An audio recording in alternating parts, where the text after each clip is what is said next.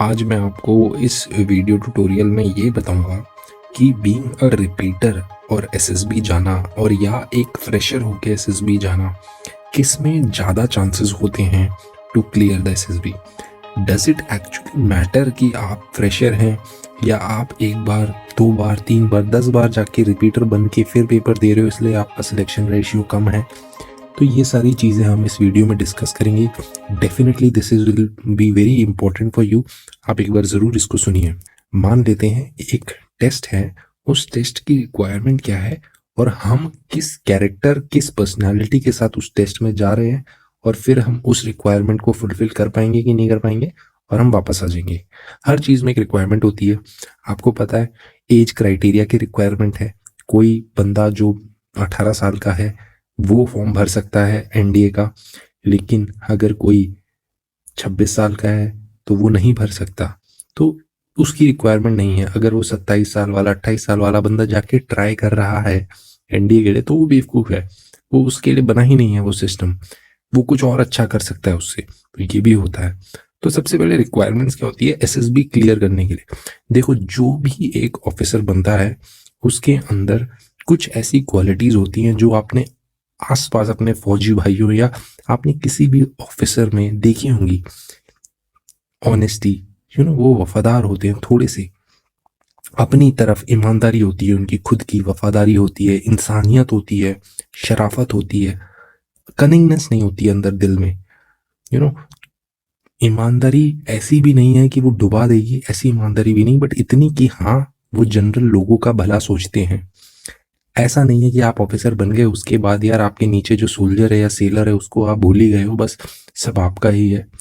अगर आपके अंदर ऐसी कुछ क्वालिटीज है तो ये आपको एसएसबी में चेक कर लिया जाएगा। इस चीज के लिए आपको ऐसी ऐसी सिचुएशंस में डाला जाएगा कि वहां पर आपको ये सब चीज देख ली जाएगी कि आप शरीफ हो कि नहीं हो, या बस आप दिखा रहे हो कि हाँ मैं शरीफ हूँ, लेकिन जैसे ही ऊपर से डंडा हटेगा सबसे बदतमीज और सबसे बिगड़ा हुआ मैं ही निकलूंगा और बाकियों को मैं क्यों देखूं, मेरे को अपने से मतलब है। तो अगर ऐसी क्वालिटीज आप प्रोसेस करते हो और आप अपने ऊपर एक कवर लगाकर आए हो कि मैं बच जाऊंगा, तो डेफिनेटली आपको देखा जाएगा अंदर से, बिल्कुल एक्सरे स्कैन मारा जाएगा आपको, बिल्कुल अच्छे से, बिल्कुल ऊपर नीचे से, बिल्कुल टॉप टू बॉटम पूरा स्कैन करके आपको बाहर भेज दिया जाएगा कि आप या तो सिलेक्शन रिक्वायरमेंट से इतने कम हो, सिलेक्शन रिक्वायरमेंट है 75%, आप 70 में अटक गए हो तब भी बाहर हो, 74 में आ गए हो तब भी बाहर हो, या आप 76 में आ गए हो जस्ट ऊपर हो, तो आपने क्राइटेरिया फुलफिल कर दिया है। बाकी थोड़ी बहुत जो कमी है वो आपको ट्रेनिंग दी जाएगी, है ना। ट्रेनिंग देते हैं ना, आपको पता है ट्रेनिंग देते हैं, तो ट्रेनिंग देकर वो सारी चीज़ें आपसे कर ली जाएगी, बैलेंस और निकाल लिया जाएगा और बना दिया जाएगा आपको जिस रिक्वायरमेंट में आप जाना चाहते हो, उस रिक्वायरमेंट में डिफेंस ऑफिसर। लेकिन ये रिक्वायरमेंट फुलफिल करने के लिए जितना लॉट जाता है कैंडिडेट्स का, सब नहीं कर पाते। तो इसलिए बहुत इंपॉर्टेंट है अपने आप को ग्रूम करना, उसके लिए अपने अंदर वो time to time skills develop करना। कुछ कुछ ऐसी स्किल्स हैं जो आपको चाहिए होंगी। कुछ ऐसी फील्ड होनी चाहिए जिसमें आप बहुत अच्छे रहे हो। मान लो डांस, प्लेइंग, सिंगिंग, कोई ऐसा टैलेंट, स्विमिंग। अगर कोई टैलेंट नहीं है तो कोई आपने गेम खेला है कि नहीं खेला, ये सब तो कभी खेलते हैं। अगर गेम भी नहीं खोला, कोई नॉलेज आपके पास किसी सब्जेक्ट में बहुत अच्छी नॉलेज है, बिल्कुल आपने उस फील्ड में अगर काम ही करा है, आप पढ़ाई ही करते रहे हो, तो आपने कुछ अचीवमेंट करी है। अपने यूनिवर्सिटी लेवल से लेकर नेशनल लेवल तक उस चीज़ में आपने कुछ फॉर एग्जाम्पल एनटीएससी का एग्जाम दिया है, नेशनल टैलेंट सर्च एग्जामिनेशन पे आप ऊपर तक गए हो। तो कुछ ऐसी ऐसी चीज़ें हैं जो इंटरव्यू देखता है। एक्शन, जो एक्शन आप टीएटी में लिखकर करोगे कि वो हीरो ने अपने पास्ट से फ्यूचर में जाने के लिए ये एक्शन करा, वही एक्शन आपका इंटरव्यू देखता है कि आपकी लाइफ में है कि नहीं है, कि आप बस बोल रहे हो कि आपने कुछ करा भी है। तो इसलिए कुछ ऐसी स्किल्स आपके पास होनी चाहिए। एथलेटिक स्पोर्ट्स होना चाहिए, ये नहीं जिम वाली बॉडी, जिम वाली बॉडी नहीं चलती इधर। फिजिकल फिटनेस चाहिए आपको, फ्लेक्सिबिलिटी होनी चाहिए आपकी बॉडी में, वो सब चाहिए यहाँ पर। और बहुत इंपॉर्टेंट है, सबसे इंपॉर्टेंट रिक्वायरमेंट है OLQs की। आपके अंदर वो 15 OLQs डेफिनेटली होने चाहिए। कुछ OLQs ऐसे हैं जो अगर नहीं हैं, कुछ ऐसे हैं तो उसको भी बाईपास कर दिया जाता है टेस्टिंग में। लेकिन आप तैयारी करो उन OLQs के लिए। मैंने एक वीडियोस इस पे बनाई हुई है इस चैनल में, शुभ कार्य में, वो वीडियोस है, आप ज़रूर वो वीडियो देखो। OLQs के लिए पूरी एक 30 या 32 वीडियो सीरीज है एसएसबी ट्यूटोरियल की, वो सारी वीडियोस देखो, एक एक करके आपको क्लियर होगा आप कहाँ गलती करते हो, सब पता चलेगा आपको खुद ही। और सबसे इम्पोर्टेंट रिक्वायरमेंट होती है आपकी पर्सनैलिटी की। आपकी पर्सनैलिटी एक जीटीओ ग्रुप टेस्टिंग ऑफिसर के पॉइंट ऑफ व्यू से क्या है, इंटरव्यूअर के पॉइंट ऑफ व्यू से क्या है, और साथ ही साथ जो कैंडिडेट्स आपके साथ compete कर रहे हैं उनके पॉइंट ऑफ व्यू से क्या है। अगर उनको लग रहा है कि आप बनने लायक ही नहीं हो तो एंड में आप बनोगे ही नहीं। उनको फील आनी चाहिए ना, आप जब उनसे बात करते हो 4-5 दिन रुकते हो तो उनको फील आनी चाहिए, वो आपको कहने चाहिए भाई तेरा तो हो ही जाएगा, तेरा तो हो ही जाएगा। लेकिन इससे ओवर कॉन्फिडेंस मत लाना, इससे बंदों में आता है ओवर कॉन्फिडेंस, और जो कह रहा होता है कि भाई तेरा तो हो जाएगा उसका हो जाता है और आप देखते रह जाते हो कॉन्फिडेंस आउट होके वापस। तो ये कैरेक्टर की ही रिक्वायरमेंट है कि आपको कैसा ढलना है, कब ज़्यादा रिएक्शन देना है, कब नहीं देना है। आपको बिल्कुल जेन्युइन रहना है, जो आप हो वैसा रहना है।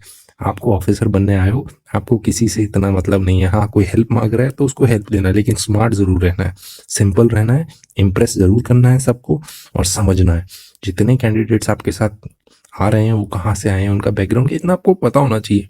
जनरली आपके बैच का तो आपको पता ही होना चाहिए। इतनी इंटरेक्शन के लिए ही तो एसएसबी आप लोग को अलग अलग जगह से बुला रहा है बोर्ड। तो इतना यही रिक्वायरमेंट है। अगर आपने अपने 5 दिन इस रिक्वायरमेंट के अकॉर्डिंग निकाल दिए, एंजॉय कर लिया, जो वो चाहते हैं उनको दे दिया, तो आप डेफिनेटली क्लियर कर लोगे एसएसबी, कोई बड़ी बात नहीं है। अब हम बात करेंगे फ्रेशर्स की। या जो एक फ्रेशर आता है उसको कहते हैं सब उसके पास गोल्डन अपॉर्चुनिटी। जी हाँ, बिल्कुल उसके पास गोल्डन अपॉर्चुनिटी है। फ्रेशर वो बंदा है जो पहली बार आ रहा है, जिसको पता ही नहीं है डिफेंस क्या होता है, या थोड़ी बहुत नॉलेज है बट उसने डिफेंस की एक्टिविटीज नहीं देखी है कभी कि कैसे ये लोग काम करते हैं। जब वो पहली बार इधर आता है और जब उसका बस्ता सारा लगेज एक कैरियर में डाल दिया जाता है और उसको टेंशन होती है कि यार मेरा लगेज तो कहीं गुम नहीं होगा, बट वो गुम नहीं होगा लगेज। फिर उसको लाइन में खड़ा कर दिया जाता है, तो उसको एक बेसिक अंडरस्टैंडिंग करी जाती है, धीरे धीरे उसको समझाया जाता है कि यहाँ सिस्टम टाइम का है। अगर आप लेट हो गए हो एसएसबी सेंटर पे तो नाश्ता नहीं मिलेगा तो नहीं मिलेगा। Punctuality towards time is important. तो यही एक कैंडिडेट धीरे धीरे जो फर्स्ट टाइम आता है, जिसको कुछ पता नहीं होता, चाहे वो स्क्रीन आउट भी हो जाए, उसने पहले दिन की टेस्टिंग भी दी है लेकिन वो 4-5 दिन नहीं रुका, इसलिए उसको फ्रेशर कंसिडर करा जाता है। और फ्रेशर की एडवांटेज यह होती है कि अगर वो थोड़ा सा भी परफॉर्म करते अच्छा तो वो सिलेक्ट हो जाएगा। अगर वो कोई छोटी मोटी गलतियां भी कर दे, क्योंकि उसको नाइव समझा गया है कि ये नौसिखिया है, तो छोटी मोटी गलती तो उसको इग्नोर कर दिया जाता है और उसका रिजल्ट खराब नहीं होता। इसके कारण उसके चांसेस ऑफ सिलेक्शन, उसकी छोटी मोटी मिस्टेक्स मतलब इंटरव्यू कुछ खास नहीं करा, इंटरव्यू में कुछ ज़्यादा ही इंप्रेस नहीं कर दिया इंटरव्यू को। जीटीओ टेस्टिंग में 10 में से हमने 9 इंडिविजुअल टास्क करे, तो इसमें ये छोटी मोटी टेस्टिंग है, थोड़ी वो गलती है, 10 में से 10 करने हैं लेकिन 8 कर दिए, 9 कर दिए, तो इतना इफेक्ट नहीं पड़ेगा इसमें। एवरेज इंटरव्यू दे रहे हो आप, रिस्पॉन्सेज आपके टीएटी डब्ल्यूएटी में नॉर्मल रिस्पॉन्सेज हैं। तो ये इन सबको फ्रेशर के केस में कंसिडर करा जाता है। इंटरव्यू जो फोकस होता है, एक और इम्पोर्टेंट बात ये है कि जो बंदा फ्रेशर आता है उससे जनरल अवेयरनेस, जनरल नॉलेज थोड़ी बहुत पूछी जाती है, ज़्यादा नहीं पूछी जाती।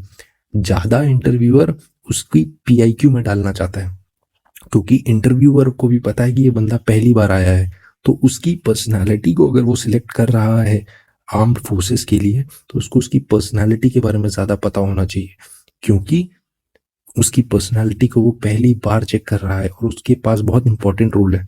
तो जनरली जो बंदा पहली बार एज अ फ्रेशर जाता है उससे जितने 70% क्वेश्चन या 80% क्वेश्चन उसके पीआईक्यू पर ही पूछे जाएंगे, उसके बारे में ही उसको जानना चाहेगा इंटरव्यूअर कि उसने ऐसे डिसीजंस लिए, क्यों लिए, वो अपनी फैमिली को सपोर्ट करता है नहीं करता, उन सपोर्टिव डिसीजंस के लिए उसने क्या क्या स्टेप्स लिए, कैसे सपोर्ट करता है, कितने घर में लोग हैं, कैसे उन लोगों के डिसीजंस उसकी लाइफ को अफेक्ट करते हैं, क्या वो अपने घर वालों के डिसीजन से खुश है कि नहीं है, क्या वो अपने दोस्तों के साथ रहकर उनको कन्विंस करता है चीज़ें नहीं करने में या कुछ चीज़ें करने में।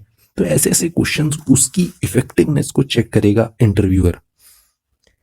फिर दूसरी चीज एक और आती है कि फ्रेशर को ये कन्विंस करना पड़ेगा इंटरव्यूअर को कि उसको ज्वाइन क्यों करना है, क्योंकि ये बंदा या बंदी पहली बार दे रहे हैं और दे आर फ्रेशर, तो इनको एक इम्पोर्टेंट रोल देना पड़ता है कि they have to convince the authority, interviewing authority या जो भी ऑफिसर होता है वहां पर, उनको कन्विंस करना है कि ये डिफेंस ज्वाइन क्यों करना चाहते हैं, ऐसा क्या है डिफेंस में जो ये ज्वाइन कर रहे हैं। ताकि उसको लगे। इस पे भी मैंने वीडियो बनाई है, आप देख सकते हैं, इस पे एक वीडियो बनी हुई है ताकि आपको हेल्प मिले कि आप डिफेंस क्यों ज्वाइन करना चाहते हैं। इसमें मैंने इंटरव्यू सेक्शन पे एक वीडियो बनाई है, इंटरव्यूज आप देखिए, इंटरव्यू सेक्शन की वीडियोस देखिए, आपको डेफिनेटली हेल्प मिलेगा। तो ये बहुत इंपॉर्टेंट रोल होता है फ्रेशर का, अपने आप को अपने साथ साथ उस इंटरव्यूअर को भी कन्विंस करना कि आप डिफेंस ज्वाइन क्यों करना चाहते हैं। और एक दो चीजें और है कि कैंडिडेट से ये उम्मीद करी जाती है कि वो नॉर्मल परफॉर्मर है, अगर वो एक्स्ट्रा ऑर्डिनरी नहीं है फ्रेशर के केस में, बट उसको जेन्युइन होना पड़ेगा। नॉर्मल है चलेगा, जेन्युइन होना पड़ेगा। झूठ बोल के फ्रेशर अपने आप को निकाल नहीं सकता। अगर आप सोच रहे हो कि आप फ्रेशर हो, थोड़ा बहुत आपको पता नहीं है, चल जाएगा, झूठ बोल लूंगा थोड़ा बहुत, नहीं नहीं, ये फिर आप गलती कर रहे हो, ऐसी मिस्टेक ना ही करो। अगर उनको लगेगा कि आप झूठ बोल रहे हो या आप कुछ रट्टा मार के आए हो या आपने कोचिंग ली है, अपने आप को ग्रूम करके आए हो, वेल ट्रेंड करके आए हो, ये सारे नेगेटिव इम्पैक्ट डालते हैं। आपकी पर्सनैलिटी को आप ग्रूम मत करो कहीं बाहर से, किसी का रटा रटाया ज्ञान आपको हेल्प नहीं करेगा, टाइम लगेगा, लेकिन खुद प्रिपेयर करो। खुद प्रिपेयर करके आप डेफिनेटली, आपको कितना टाइम लगेगा, 6 मंथ लगेंगे, 1 साल लगेगा, लेकिन ये गोल्डन चांस जो आपके लिए है एज अ फ्रेशर, इसको अवॉइड मत करना एज अ फ्रेशर। बिल्कुल ये नहीं कि बस मुझको एसएसबी टेस्टिंग देखनी है, टेस्टिंग प्रोसीजर क्या है लाइफ में एक बार देख कर आ जाता हूँ, वहाँ क्या होता है। आप दोस्त बोलते हैं कि यार तू एसएसबी नहीं जा रहा, जा जरूर देख कर आ, एक बार तुझे पता चल जाएगा कि हाँ, कि यार उधर होता क्या एक्चुअली में। तो पता करने नहीं जाना है आपको, पता आपको ऑनलाइन किसी वीडियो में ही पता चल जाएगा। अगर आप जा रहे हो, थोड़ा सा भी आप अपने अंदर डिजायर रखते हो सर्विस का, तो प्रिपरेशन के साथ जाओ। पहली चांस गवा दी तो रिपीटर बन जाओगे। अगर आप 4-5 दिन उधर रुककर वापस आ जाते हो तो उसके बाद आपका खेल इतना टफ हो जाएगा कि बहुत ही मुश्किल पड़ेगा। तो इसलिए एज अ फ्रेशर अपनी चांस कभी मत गवाओ, पहले पर्सनालिटी डेवलपमेंट करो, उसके बाद जाओ देने। फालतू में अपना पैसा, टाइम और एक चांस, बिल्कुल जो गोल्डन चांस है उसको बिल्कुल खराब करने की जरूरत नहीं। एज अ फ्रेशर आपकी परफॉर्मेंस वहाँ नॉर्मल भी होगी, अगर उनकी रिक्वायरमेंट के अकॉर्डिंग हुई तो आपको ले लेंगे। तो इसलिए freshers, you are required to prepare yourself. Prepare करके जाओगे तो डेफिनेट आपका सिलेक्शन होगा। इसके बाद आते हैं हम रिपीटर पे। रिपीटर पे ये है क्वेश्चन लोगों को कि क्या रिपीटर के कंपेरेटिवली लेस चांसेस होते हैं फ्रेशर के? जी हाँ, स्टेज 1 में फ्रेशर्स को ज्यादा चांसेस मिलते हैं कंपेरेटिवली रिपीटर के। वो चांस एक बहुत ही लकी फैक्टर होता है कि आपका हो गया नहीं हो गया, आपकी स्टोरी कुछ ज्यादा ही एक्स्ट्रा ऑर्डिनरी है आपके ग्रुप में, फिश मार्केट में घुस के आपने फिर से हल्ला नहीं करा। क्योंकि ये सब इंटरव्यूअर को पता है कि यार आप 10 बंदे जो बैच में बैठे हो, आप पहले भी आ चुके हो, फिर आके फिश मार्केट बनाओगे तो वो समझ जाएगा कि कुछ सीख के ही नहीं आया, इसको वापस जाना है। चुप रहो स्क्रीनिंग के टाइम पे, एक बार मौका मिला बस तब बोलना, जो भी स्टोरी हो, जैसी भी स्टोरी भी अच्छी लिखना। लेकिन रिपीटर वो बंदा है जो एक बार ये टेस्टिंग देख चुका है पूरी, उसने, चाहे वो पहले रिकमेंड हुआ हो या वो कॉन्फ्रेंस स्टेज तक गया हो, तो उसको अपने प्रीवियस अटेम्प्ट्स में पता है क्या होता है। तो इसलिए उससे बहुत उम्मीदें होती हैं, टेस्टिंग इंटरव्यूअर की, जीटीयू की, सबकी बहुत उम्मीदें होती है। आप इसमें भी एक डाउट होता है कि second time repeater, third time repeater, 5 time repeater या 14 टाइम रिपीटर, इससे कोई फर्क पड़ता है? नहीं। चाहे आप एक बार रिपीट कर रहे हो, चाहे आप 14वीं बार रिपीट कर रहे हो, आपका सिलेक्शन बिल्कुल इफेक्ट नहीं करेगा, क्योंकि आपके अंदर वो क्वालिटी ना पहली बार जब आप रिजेक्ट हुए थे तब थी, और ना ही आप जब 14वीं बार रिजेक्ट हो गए तब होगी। तो इसलिए ये चीज भी आपको अपने अंदर डेवलप करनी पड़ेगी कि आप जो रिक्वायरमेंट है उसको डेफिनेटली बिल्कुल फुलफिल करो। फिर इसके बाद एक और बहुत डाउट होता है कि मेरा सिलेक्शन क्यों नहीं हुआ, लास्ट टाइम मैंने बहुत अच्छे से करा था, ये हुआ था, वो हुआ था, रिपीटर बन के आया हूँ, इस बार हो जाएगा? नहीं, बिल्कुल नहीं। लास्ट टाइम जो आपने करा था उसमें आपने कोई गलती जरूर करी थी कि आपको निकाला गया। ये प्रोसेस ऐसा नहीं है कि आपको आपकी चांसेस को अवॉइड करके गलती नहीं हो सकती इस प्रोसेस में। चाहे हो सकता है आपने किसी में ज्यादा रिएक्शन दे दिया हो, या जहां ज्यादा रिएक्शन की जरूरत थी वहां नम रहे, आप अंडर रिएक्शन दिया हो। तो कहीं ना कहीं आपके अंदर कहीं ना कहीं वो क्वालिटीज मिसिंग थी जो अभी तक आप डेवलप नहीं कर पाए हो, इसलिए रिपीट कर रहे हो। रिपीट करने के लिए आराम से बिल्कुल फिर से तैयारी करो। आपसे क्या क्या उम्मीद करते हैं? आपसे वो नॉर्मल जो फ्रेशर है वैसी तो रिक्वायरमेंट है ही नहीं कि आप बस PIQ पढ़ लो और 2-3 टैट वैट पढ़ लो चले जाओ। आपसे एक्सपेक्ट करा जाता है कि आप बिल्कुल फिजिकली फिट हो। आप पहले आ चुके हो एक बार, फिर से आना चाह रहे हो, पहली बार आपको निकाल के फेंका गया था यहाँ से, अगर आप फिर से वो चीज़ चाहते हो तो अपने आप को बिल्कुल रफ एंड टफ, बिल्कुल फिजिकली फिट होना चाहिए आपको। ऐसी फिटनेस नहीं कि जिम में जाके पैक बना दिए, चेस्ट आ गई बाहर, एब्स निकाल दिए, वो वाली फिटनेस नहीं चाहिए इनको जो दिख रही है बाहर। इनको फ्लेक्सिबिलिटी चाहिए कि आप रोप पकड़ के चढ़ जा रहे हो फटाक से, साथ ही दीवार भी फांक दे रहे हो और रनिंग भी कर रहे हो। 2-2.5 किलोमीटर आप 10 मिनट में दौड़ सकते हो, ये वाली फिटनेस चाहिए। जिम वाला बंदा नहीं दौड़ पाएगा 2.5 किलोमीटर 10 मिनट में। तो इसलिए आपको एक एथलेटिक बॉडी चाहिए जिससे आपकी फिटनेस आपका स्टेमिना और एंड्योरेंस। आप ग्रुप टास्क में क्या मैटर करता है, आपको इतने सारे ऑब्स्टिकल करने हैं, वो टाइम लिमिट में है, 3 मिनट में आपको सब करना है। तो उसमें आपकी फिजिकल स्टेमिना और एंड्योरेंस बहुत मैटर करता है। और उधर आपको परफॉर्म डेफिनेटली करना है, 10 के 10 ऑब्स्टिकल तो डेफिनेटली करने हैं, उसके बाद रिपीट भी करने हैं। ये आपसे उम्मीद कर रहा है वहां पर जीटीओ। वैसे ही आपसे, क्योंकि आप एक रिपीटर हो, तो आपसे इंटरव्यूअर कुछ भी पूछ सकता है रिलेटेड टू डिफेंस, और आपको पता होना चाहिए। आपकी अवेयरनेस सिंपल फ्रेशर से नहीं देखी जाएगी, आपको जनरल नॉलेज होनी चाहिए। आपको जिस एंट्री से आप जा रहे हो, जिस एंट्री के लिए आप जा रहे हो, वहाँ फौज की स्ट्रेंथ क्या है, वहाँ कहाँ कहाँ पोस्टिंग आती है, मेजर यूनिट्स कहाँ पर है, हेडक्वार्टर कहाँ पर है, कितनी हेडक्वार्टर्स हैं पर्टिकुलर उस पर्टिकुलर फोर्स की, ये नेवी बात करो, एयरफोर्स की बात करो, कोस्ट गार्ड की बात करो, कहीं पे भी, या मिलिट्री डिग्नेटरीज कहाँ पर हैं, वहाँ पर कौन कौन सी अपॉइंटमेंट्स हैं, हेडक्वार्टर्स कहाँ पर है, वेपन कैसे प्रोक्योरमेंट होते हैं, टैंक्स कहाँ पे बनते हैं, एयरक्राफ्ट कहाँ पे डिजाइन होते हैं, जनरली कौन करता है, कितने प्रोक्योरमेंट्स होते हैं, कौन कौन सी शिप्स हैं नेवी में। तो ऐसी नॉलेजेस आपको होनी चाहिए डिफेंस रिलेटेड। आप अपने आप को बिल्कुल ब्रशअप कर लो आज से, अगर आपके पास नहीं है और आप अगले 4-5 महीने में एसएसबी देने जा रहे हो और रिपीटर हो अगर आप, तो ये सारी चीजें आपसे बिल्कुल एक्सपेक्ट करता है कि आपकी अगल बगल की कंट्रीज, उनके साथ मिलिट्री टाइज कैसे हैं, एनिमीज के साथ मिलिट्री टाइज कैसे हैं, एनिमीज की स्ट्रेंथ क्या है, उस स्ट्रेंथ को काउंटर करने के लिए हमारे पास कौन सी क्या क्या स्ट्रेंथ है। इतना नॉलेज आपको होना चाहिए, ये आपको सब पता चल जाएगा, सब ऑनलाइन मिल जाता है। तो आपको एक्सपेक्ट करा जाता है कि आपको सब अपने आसपास का पता हो, न्यूज से लेके स्पोर्ट्स से लेके बिल्कुल हर चीज में आपको थोड़ी बहुत नॉलेज हो। और कुछ चीजें ऐसी हो जिसमें नॉलेज थोड़ी बहुत हो लेकिन डिटेल नॉलेज हो, जिसके साथ आप इंटरव्यूअर से डिस्कस कर सको, जिसके साथ आप इंटरव्यूअर से, अगर आपसे इंटरव्यूअर वो टॉपिक पे बात करता है तो आप उसको एक तरीके से उसके साथ अच्छा डिस्कशन उसको प्रेजेंट कर सको। नॉलेज होनी चाहिए उसके लिए, नॉलेज होगी तो आपकी इमेजिनेशन बढ़ेगी, तो इसी हिसाब से आप बोल पाओगे। सिर्फ पीआईक्यू के बारे में पता होने से, टैट वैट के बारे में पता होने से आपका नहीं होगा, आपको एक्स्ट्रा ऑर्डिनरी परफॉर्मर बनना ही पड़ेगा ग्रुप टास्क में। इसलिए आप क्लियर आराम से कर सकते हो। रिपीटर का भी बिल्कुल इक्वल प्रोपोर्शनलिटी होती है कंपेरेटिवली टू फ्रेशर। एक बार पहली यूनिट, पहली टेस्टिंग हो गई, स्क्रीन टेस्टिंग हो गई, उसके बाद आपकी जितने चांसेस एक फ्रेशर के हैं उतने ही चांसेस एक रिपीटर के हैं। एक बार आप फर्स्ट राउंड में घुस गए, उसके बाद अगर आप वापस आ रहे हो तो आपने कुछ ना कुछ गलती करी है, बिल्कुल प्रिपरेशन नहीं करी है। अगर आप आ रहे हो वापस, फिर से आ गए हो, तो फिर होप मत हारिए, फिर से तैयारी करिए, बिल्कुल फिर से तैयारी करोगे, फिर से बिल्कुल स्ट्रेंथ आएगी, फिर बिल्कुल मोटिवेशन आएगा और फिर जाओगे लड़ने। क्लियर हो सकता है आपसे अगर आप हर चीज़ को बिल्कुल डेडिकेशन के साथ करें, अपने ग्रुप में कैंडिडेट्स जितने आसपास हैं उनके साथ सपोर्टिव तरीके से बिल्कुल डील करें, उनको उनको सपोर्ट करें, उनको कुछ पूछना हो, नॉलेज लेनी हो, क्योंकि आप रिपीटर हो, आपके पास ज़रूर आएंगे पूछने कि यार ये बताना, ऐसा होगा वो होगा। कभी कभी तो जानबूझ के आएंगे आपके पास, तो उनको, लेकिन आपको नॉर्मल वे में, सपोर्टिव वे में करना है।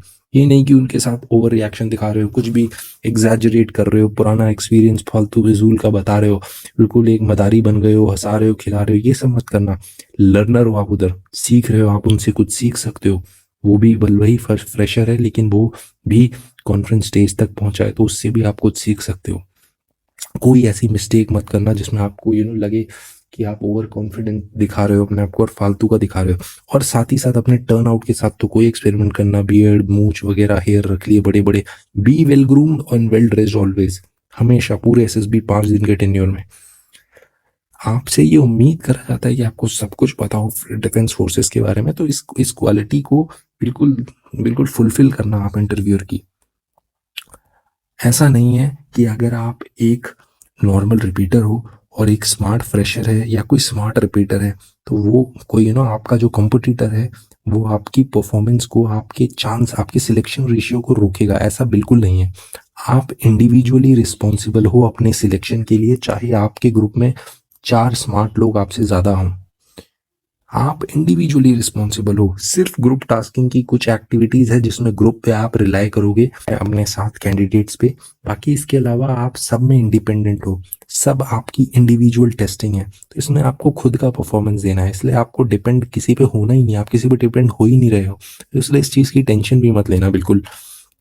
इंडिविजुअल स्केल में आपको जज करा जा रहा है, और बिल्कुल भी एक फ्रेशर और रिपीटर के सिलेक्शन में कोई डिफरेंस नहीं है। बस फर्स्ट स्टेज आपने क्लियर कर ली। फर्स्ट स्टेज में थोड़ा हिंड्रेंस होगा क्योंकि क्राउड बहुत होगा, उसमें से रिपीटर निकालना बिल्कुल एक थोड़ा सा लक इसमें मैटर करता है, ज़रूर बिल्कुल मैटर करता है। लेकिन उसके बाद अगर आप कोई गलती कर रहे हो और वापस आ रहे हो बीइंग अ रिपीटर, तो ये आपकी गलती है।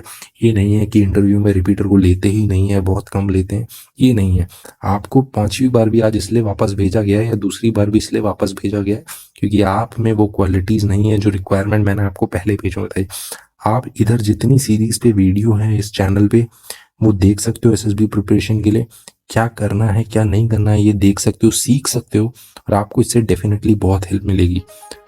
तो मैं उम्मीद करता हूँ आपको ये वीडियो समझ में आई होगी और आपने बिल्कुल एक वे में इसको समझा होगा। तो कंस्ट्रक्टिव वे में काम करो। आज से भले ही आप 6 महीने बाद या 1 साल बाद एसएसबी देने का टारगेट रखते हो, आप निकाल लोगे। आपको अपने आप को बिल्कुल तैयार करना है, ग्रूम करना है उस टेस्टिंग के लिए। तो उम्मीद करता हूँ this video is helpful for you. आप कंटिन्यूसली मेरे चैनल को देखते रहिए ताकि आपको रेगुलर वीडियोस मिलती रहे। Thank you, thanks a lot.